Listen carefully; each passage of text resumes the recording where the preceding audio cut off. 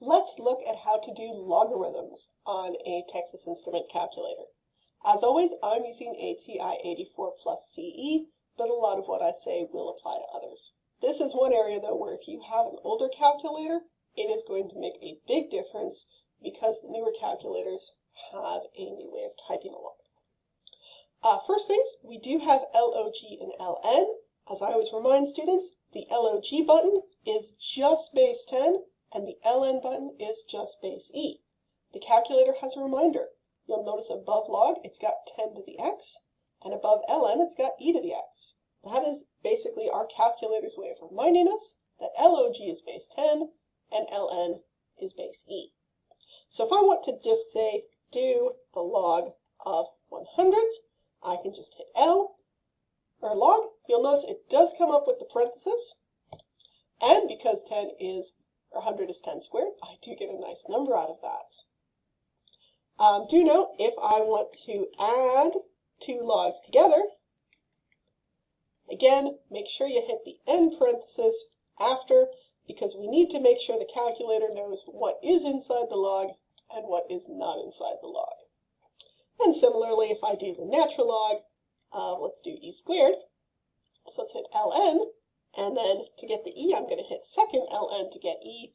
You'll notice it does come up with an exponent, but virtually every time we have e, we do want an exponent, so that's not really a problem. So let's type in the square, end parenthesis, and I get 2 out, which is what I expect. So those are my two basic logs, which my calculator has. But what if I want to do log base 5 of 6? This is a different base, and I don't have a way to just type in a base with that regular LOG button. This is where what type of calculator you have makes a difference.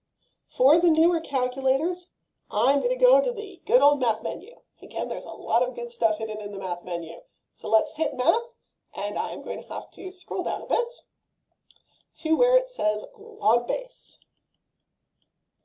Mine's on option A. Other calculators, it might be somewhere different, but it might at least be there. I say might. We'll see in a moment what to do if it isn't. But if I hit log base, my calculator will give me something where I can type in that base and then whatever I'm taking a logarithm of. And that one, I'm definitely not getting a nice number because I didn't pick it to be a nice number. What happens if you don't have that? Again, the older calculators do not have that log base. Instead, I'm going to use the change of base formula and rewrite this as log of 6 divided by log of 5. And again, I don't have a base there, so we do understand this to be the base 10. And again, as I type this in on my calculator, I am going to have to put those parentheses in. So let's type in log of 6 divided by log of 5. As a reminder, with log, that change of base formula, the number we're taking a log of is the one on top, whereas the base, that's going with the log on the bottom. And you'll notice I did get the exact same hideous fraction or decimal that I got with the previous one. It is the same thing. This also applies to graphing with logs. So if I type y equals, again, if I want to type either a log or a natural log, usually it's the natural log we're going to want, I can type that in very easily, and my calculator will do it.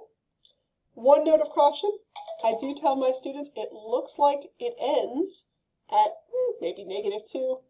Technically, it does continue onwards. It's just that those numbers are getting so small that my calculator is no longer able to graph them accurately.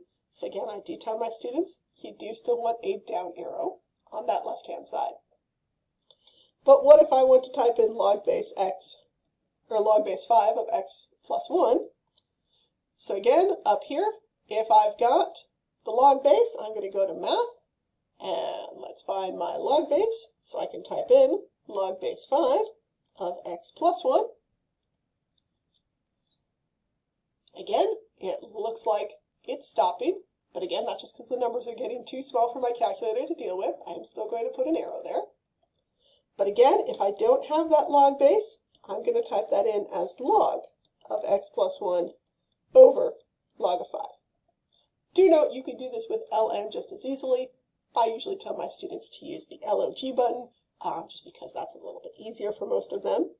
So let's type in log of x plus 1, divide it by log of 5, make sure I've got my parentheses in. And again, I always write it out first, because I always tell my students, if what I wrote by hand doesn't match what I have on the calculator, then I've done it wrong.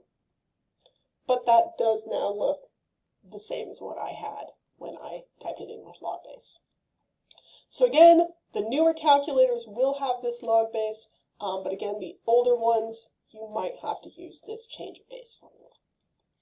The last thing I want to hit is, what if we have a very complicated expression that we need to evaluate? There are certain problems that we do in this school, at least, where we get an answer that looks like that, and we will approximate that answer instead of trying to write it as a single log. I always tell students, don't try typing that in the hard way. Use that alpha y equals to get that fraction. So let's hit alpha y equals to get that fraction, at which point I should hopefully be able to type that in more accurately.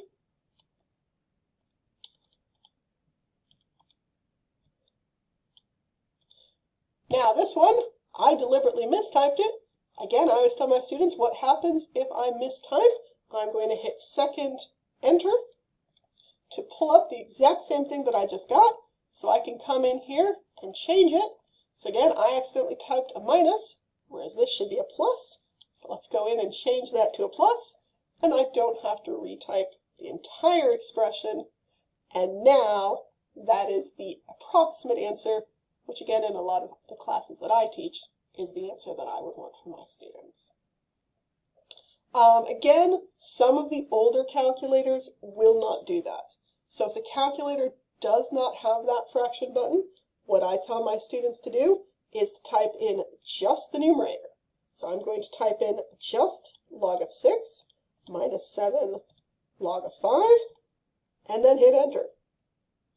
This is not my final answer. I'm then going to type in the division sign, a parenthesis, and then the denominator. What this means is, because I'm doing that parenthesis, I'm going to get that entire denominator. So divide it by parenthesis, and now let's type in my denominator. Make sure I'm typing everything in correctly. And it took me 2 steps instead of 1, but I did get the same answer. So again, if students do not have that alpha y equals fraction button, I tell them to enter it like that. It is an extra step. And again, if you do not put that parenthesis in, if you've got addition or subtraction down here, it is not going to work. So you do need to have that parenthesis button.